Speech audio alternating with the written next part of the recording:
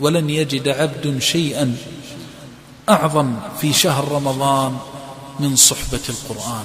لن تجد شيئا أعظم سعادة وجنة في الدنيا قبل الآخرة من القرآن، وأكمل وأتم ما يكون ذلك في شهر رمضان.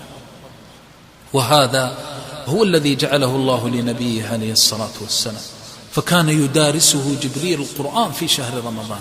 فاعقد العزم من الآن على أنك تصحب القرآن صحبة لا تشعر معها بسآمة ولا ملل. كلام ربك، كتاب ربك، تسمع الله يقول، تسمع الله يأمر، تسمع الله ينهى. سينسيك القرآن غيره، ويغنيك الله بالقرآن عن كل شيء.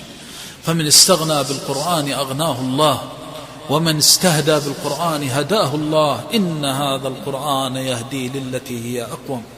وتدخل شهر رمضان وأنت لا تفارق القرآن. إن كنت حافظا تقرأه في أوقاتك كلها، وإن كنت غير حافظ فخذه معك واصحبه معك، واجعله جليسك الذي لا تفارقه ولا يفارقك.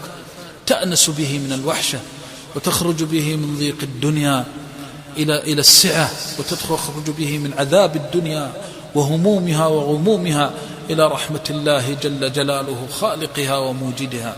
تأنس بكتاب الله، ومن الآن ومن الليلة تعقد العزم على أنك تجد وتجتهد في تلاوة القرآن وسماعه في شهر رمضان.